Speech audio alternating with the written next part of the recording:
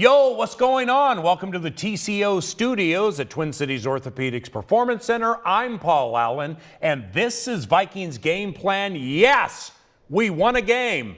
We beat the Houston Texans, and now we take on the Seattle Seahawks. Pete Bercich, Ron Johnson. Let's take a look at the matchup numbers and focus specifically on Seattle and Minnesota's defense. Ron, what do you see? The tale of two defenses. You look at Seattle's run defense, really good. Their pass defense is the worst. And so when you're noticing what's going on with that is there are teams forcing the issue.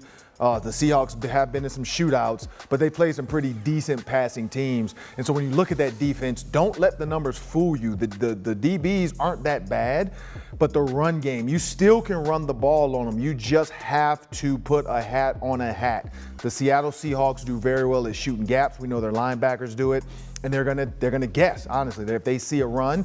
So with Dalvin Cook's cutback ability, I like that, the fact that if they shoot the wrong gap, he's out of there. And Peter, with Seattle's defense, doesn't it seem like we've seen the great Bobby Wagner for 25 years?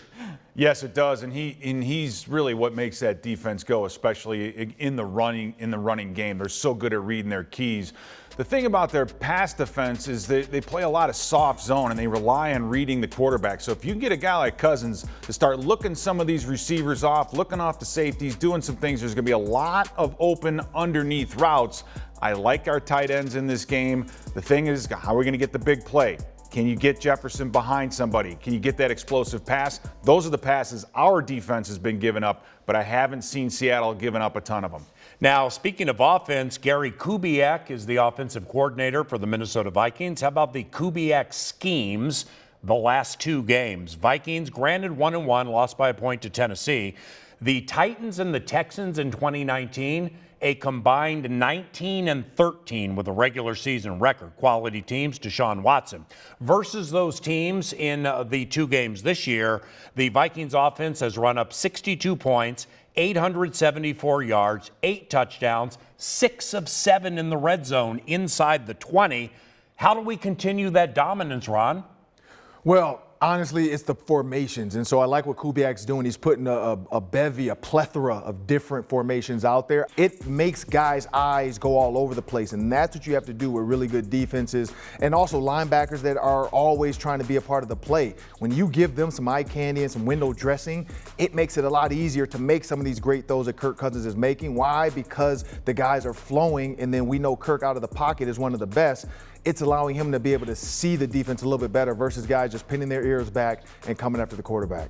What you've seen, though, I think, Paul, is all about Dalvin Cook. You've seen two defenses in the last 2 weeks that have put extra guys in the box, they've had extra D linemen at times trying to stop Dalvin Cook. And whenever all eyes are focused on the running back, that allows our two receivers to get open. I love the play action protections that we're getting. Cousins has time to look down the field. That is what has helped this offense get those 800-plus yards over the last couple weeks. Now, when Pete and I call Vikings games at FM 100.3 KFAN, we love what the offense is doing. Mike Zimmer, coach of the Minnesota Vikings, is on KFAN every week with a show called X's and O's.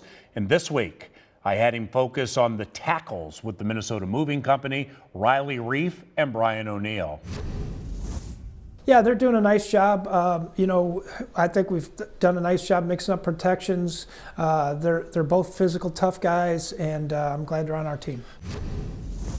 Pete, it's generally with tackles when somebody runs around them, you hear a lot from the public.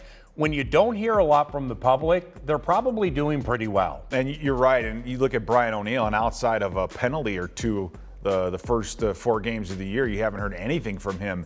I think that the running game also helps these guys in the passing game.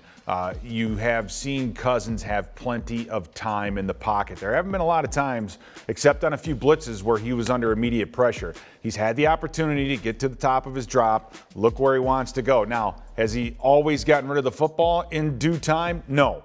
But I think protection has been very, very solid for Kirk Cousins in this offense. The one thing I'll say about the tackles, and I'm going to go with one specific play that I noticed with Brian O'Neill. Outside zone, Scarlett, number 57 for the Texans. He either went upfield or he goes inside. I like the fact that Dalvin Cook is reading the back of his helmet. If O'Neal can take him out, Dalvin Cook goes underneath. If O'Neal can hook him, Dalvin's going to bounce outside. So plays like that make it easier on the tackles because they don't have a specific block. You're taking the guy to wherever he wants to go. And we saw in the Texans game, they were absolutely terrible at setting the edge. And then times when he tried to set the edge, Dalvin Cook got right up under him. So they're just putting the offensive tackles in the best position to win these games.